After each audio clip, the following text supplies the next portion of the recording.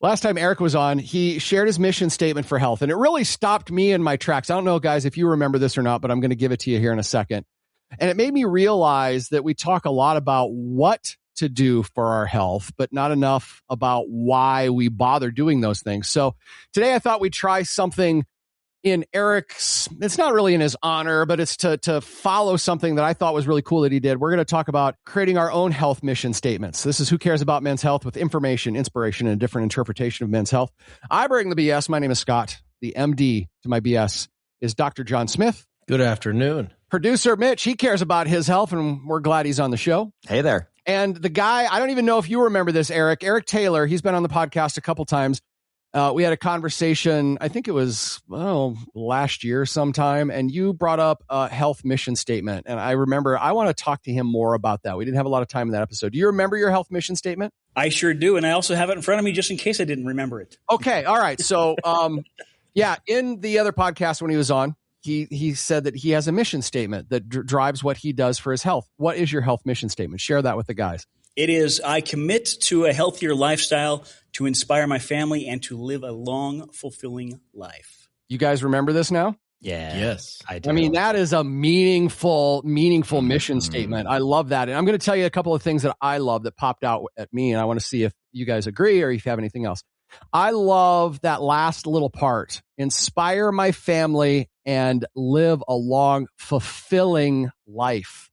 You know, those are bigger aspirations than just, be mobile later in my years so I can do the things I want. That kind of isn't very specific. But what I liked about Eric's was it was very specific, not only just a long life, but a fulfilling life. And I'm sure if we were to, ask him what is a fulfilling life, he knows what those components are. So is there anything that stood out to that mission statement when you guys heard it, John? It makes me think at how maybe bad I am at doing this thing in my own life, and how inspiring it is to hear from other people, to be fair. That was exactly the feeling I wanted you to have. I wanted you to feel inadequate. So that's perfect. It's great because you hear that and you think, well, I want that too. Like, right? It's the immediate, like, well, yeah, me too, man. Yeah, right. But I love that, having goals and those things. Like, I've been working with my teenage daughter about setting goals and things. She just finished up with her regional swim tournament. And I said, what are your goals for the summer? Like, what's your goal going into the next season? Because you need to set goals. And so having that mission statement for me is kind of that long-term goal. And that's what it makes me think of, is like, I should probably do a little bit more in that regard. And I love that, it puts that into perspective for him. One of the things that I really liked was not only that it was so kind of focused, but also it's kind of a North Star. And it kind of takes me back to when I was doing like media consulting work all these years ago, that like you got to have a North Star for whatever project, whatever thing you're working on. Like, all decisions need to go back to, what are you trying to do here? Right. And it was just funny that until I heard Eric actually like have this kind of mission statement for his own life, I'm like, oh, that would probably be really good to have. Yeah. And it's aspirational. His is very aspirational. I don't know if all of them need to be aspirational, but I think that's kind of what we want to talk through, because our goal is to maybe come up with our own mission statements or start heading that way. So Eric, talk us through the process of getting to that statement. I don't imagine that was the first thing that popped into your head. No, it wasn't. So it started with me rethinking what it really means to find your why. And most of these health changes don't fail because people don't really know what to do or anything like that. They fail because of motivation.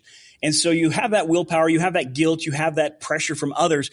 But after a while, that just won't sustain that long-term change. Now, I don't know if you guys recall, the thing that started me was kind of a fear-based motivation. My doctor kind of warned me that if I was heading down the same path, I wouldn't last very long. That's right. And so even with that, you can only have that fear base for so long, because when the fear fades, so does consistency.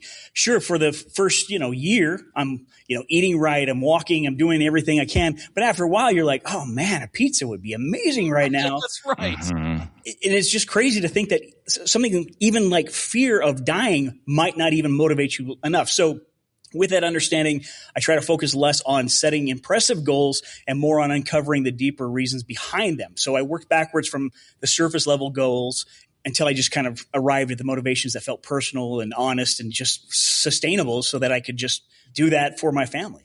So I don't know if you can remember or not, but what did that work look like? Did you have to sit down with a piece of paper or sit down at your computer and a keyboard and spend like a half hour, 45 minutes brainstorming all the things that mattered to you? Or did you just think about this one little bit at a time? Or how did that work? Well, it went through steps. And what I did is I kind of just started thinking about alignment and longevity, about the kind of person I wanted to become and the kind of life I wanted to live long term, especially in relation to my family. So I looked at it and I just want my kids to know what it looks like to take care of yourself. And I'm not perfect in that whatsoever, but I try to be consistent with it. And so I want my body to support the life that I hope to live with them for years to come and not limit it. And so this why statement, I tried to do a clear one that creates that emotional ownership. Because let's face it, goals like just saying lose weight or get healthy are so abstract and often meaningless, because on hard days, that's not going to get you out of bed to go walking. But when it's tied to that for your family, or having energy, or reducing pain, or maintaining independence as you age, those habits stop feeling like a punishment. They start feeling like acts of self-respect. That resonates with me because I will be far more accountable to other people than myself. If I promise to do something for somebody else, I will do it. If I promise to do it for myself, there's a 50-50 chance it ain't going to happen. So this idea that you're doing part of it is to inspire your family. I could see you waking up in the morning and going, all right, well, I don't want to do this, but I said I want to inspire my family. And part of that is setting a good example of what health looks like. And that means sometimes we get up and we do the things we don't want to do when we don't want to do them. What are other ways that you hope to inspire your family in this mission statement? I just kind of as I was going through it, I just was looking at the different aspects of it. And I think for my kids and for my wife, I think that they want me there, right? I mean, they don't want to live a life without their dad. They want dad to be at their weddings and their graduations and whatever it may be. I mean, so he's paying for it, so of course they want it. Sure. Exactly right. But they want that. So I started looking at what they need from me, like what would inspire them to do that. And it's hard because sometimes your kids are like, I don't want to go walking, Dad. And you're like, come on, let's just go walk. And so, in that situation, you just try to get them to go out walking with you, just to have a talk. It's one-on-one time with my kid. They don't know that I'm walking a mile with them. All they see is, hey, I get to spend time with Dad, and we talk about what my day was like today. And then when you talk about a fulfilling life, what does that mean to you? A fulfilling life is just being able to live my life, do the things that I want to do without the pain. I don't know about you guys. Every morning I wake up and I think, what just happened? Like, what did I do in the middle of the night that my knees and my elbows are hurting? Because I was just asleep.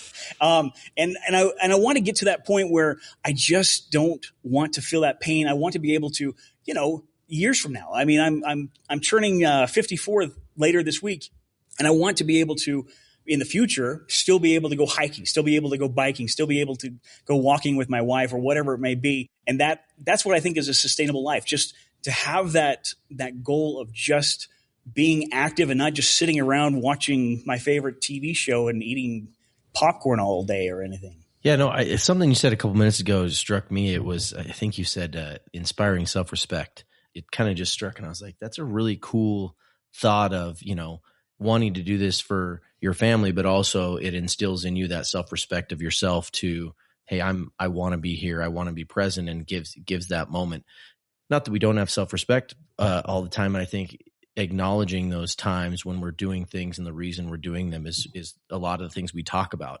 And that kind of just hit in a way that I hadn't heard, that utilized, like people say, have some self-respect, your dad, when you're doing something as a kid, when you're doing something wrong, and he's like, oh, you're ruining the family name, have some self-respect. And, when you put it in that context, it was in a very positive light of like, I'm showing that I have self-respect in myself to care enough to put this together for myself and my family so that, you can bring that fulfilling life. I thought that was neat. I want to dig into how you created this again, because I guess I see myself, if I had to create it, as I probably have to sit down for a while and really think what matters to me in my life, what motivates me, what brings me happiness. Were those the things you thought about, or is it just kind of, for you, it's always at the forefront of your mind, and that is your family? It's interesting because it went through different drafts. I did so many revisions on this. The early drafts were focused mostly on physical appearance outcomes, like wanting a six-pack or biceps the size of my head, That's my things boy. like that. right? Yeah. I mean, those are goals, but they're not a mission. You just want, walk around on the beach and be like, look at me, right? And so then when I started doing my middle revisions, I began replacing what I wanted with who I wanted to be. And that kind of involved shifting from avoiding the negative state, which was the fear base that I was working on, to moving towards a vision of the future. So basically, it's like trading the anxiety of not dying for the ambition of living well. That's kind of where I went to.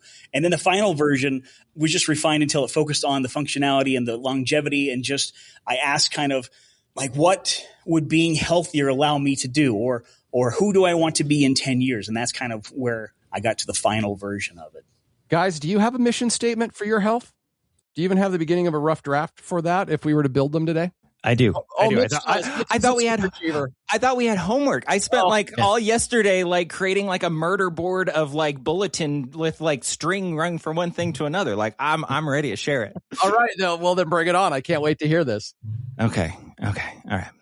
I, Mitch Sears, commit to a healthier lifestyle so that I can sustain the stability that I have built and the calm that comes with it, with the energy and mobility to stay active, capable, and engaged in the life I care about and be fully there for the people in it.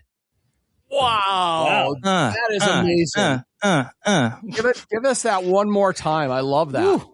I commit to a healthier lifestyle so that I can sustain the stability I've built and the calm that comes with it, with the energy and mobility to stay active, capable, and engaged in the life I care about and be there for the people in it. I love that. That's awesome. Man. Yeah. Thank you. Teacher's pet.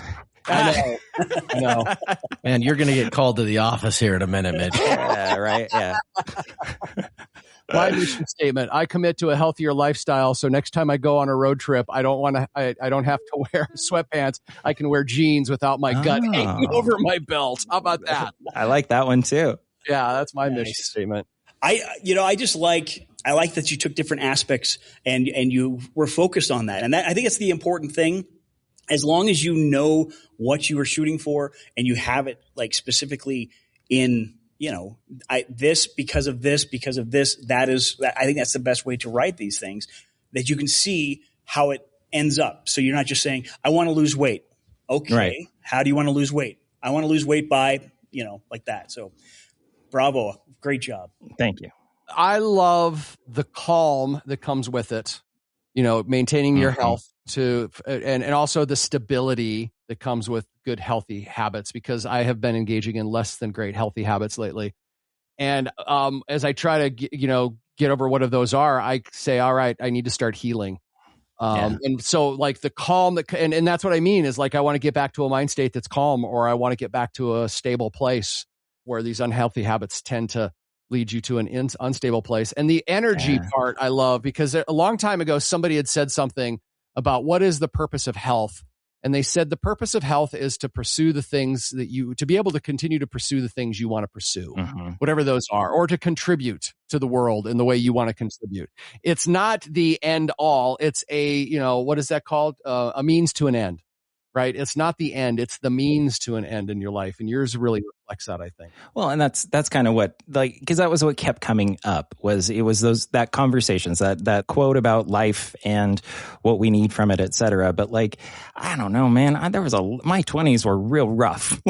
There was a lot of, I wasn't really living my life. I was kind of just surviving. And, it took some effort to get to where I'm at, and I don't want to backslide too far. Yeah, I like that a lot. No, I think Mitch he came out with fire. I'd really like a photograph of that murder board you have, by the way. That sounds like it took some time, but no, I think of all the episodes we have, you've encompassed the last couple of years that I've been kind of a fixture on the show with your journey in that statement. And it's powerful to hear, the things that you've achieved and that you want to maintain those, but then also continue to grow with the way things are going and make it so that anyone who becomes a part of that sees the beauty of what you've created. And I think I just, man, it was powerful. Really. It was like, oh man, that's like Mitch in 4 sentences. That's awesome. Thank you. No, I think, you understood the assignment maybe better than I did, but I'll give you my mantra. This is what I came up with. It says, I commit to a healthier lifestyle so that I can remain an athlete my children look up to, be an anchor, an active anchor for my family and a strong present member of my community and the partner to my spouse so that we can explore the world for decades to come. Oh, I love that. Yeah, that's amazing. Good. Oh. You okay, Scott? No, I'm not. I'm not okay because I forgot to write mine out. And I just heard 2 killer ones in addition to Eric's, and I only have just pieces and parts. So I can give you. Well, do you want to talk about John's? Anybody? Yeah, throw it into ChatGPT while we're talking. And I will buy you some time. Now, John, like for you to say that, like, oh my God, I don't know, blah blah blah. Like that felt very John Smith to me, and everything that I have learned about you in the last little, while of working together and getting to know each other and where you're at. And I mean, that thing about being an active part of your life resonated so much with me because that was something that kept coming up in my own kind of like reflective work is that, there's a lot of time in one's life that it feels almost like you're just rudderless. You're just kind of like surviving and making it through this program, making it through this whatever, just, oh my God, it'll be better in 2 weeks, blah, blah, blah. But it might not. And you got to be like present and actively trying to like be present because I don't know, depending on what you believe or whatever, you got one go, Well, I think if you're active, you can become a passenger really easy, and that's something I think that I have a tendency to do sometimes in certain situations, and I don't appreciate that about myself. That's one of the things that was a pet peeve of my mom's, or that my mom did, is she was so passive that she just became a passenger with a lot of things, and I don't want to have that in my life, and so I think that's something that's kind of a trigger for me in a way of I don't want to have that be there, and so I think that was an important thing for me to have that as a very key, word of like, I want to be an active part of my life and not just watch it go by. The word that I love that you used there was anchor. I think that's such an important word because I think that it kind of needs to be that anchor, something that you can lean on when that motivation dips, because it will dip eventually. But if you have that anchor, you have that motivation ready to go, then you should be able to get through whatever passes you for the day, whatever you have coming up in that day. All right, gentlemen. The thing I put in ChatGPT was worthless. It did not give me anything good. But I do have the bits and pieces, and I'm going to tell you how I'm going to continue to work through them because I think I have a good game plan now. So I'm sorry I was not prepared, but I commit to a healthier lifestyle, and my components, I like being useful to other people. I like being helpful. So I want to have a healthier lifestyle so I can continue to do that, however that shows up, whether that's helping somebody move or helping somebody write something that's going to contribute to their business. Like I'm supporting a couple friends by writing some stuff, and I like to keep my mind sharp, right? And a healthier lifestyle allows me to do that, be useful both physically and mentally. Enjoy life, enjoying the company of others, being able to support others. Now, I'm going to say, how I need to refine that is I think I need to dig into what does that mean? What does that look like? So a helpful exercise, if you're creating your own mission statement or creating anything, we tend to use a lot of placeholder words. So like when somebody asks you, hey, how was that experience that you had? How was your vacation, John? And John's like, it was awesome. That's a filler word. Yeah. So one needs to then ask themselves, well, what do I mean by it was awesome? Why was it awesome? What did awesome look like? And then you start getting into the details. Well, my kids, I saw freedom in them that I haven't seen in the past few months or whatever, right? So look for those filler words and dig into what that means. So I know I need to do that. And I thought something else that was interesting that might help other people come up with their own were some questions. And these are some commonalities I noticed among all of you and among Eric's. Maybe one question you can ask if you're stuck and you're trying to come up with yours is, what am I afraid of if I don't take care of myself? And really, that's where it started for you, Eric, right? Yeah, it absolutely started with fear. And I love then that you took that and turned it from fear into something more aspirational, because psychology has shown that people tend to react better to more positive health messages than negatively framed health messages. So instead of, just landing and keeping it on what am I afraid of, use that as a springboard then to say, well, then what is it that I want to be able to do? So when I look back, I'm like, oh, I wasted that. Another thing Eric did, who pays the price when I'm not healthy? And I kind of was considering that with the friends in my life, that I want to be helpful to or contribute to still. So that might be another question you can ask yourself. Was there a moment that changed things? And that was in Eric's story, right? That visit to the doctor where his doctor said, what, you've got less than a year? Is that what he told you? Yeah. Yeah, that's crazy, man. It's crazy. It is crazy. It's a lot. Yeah.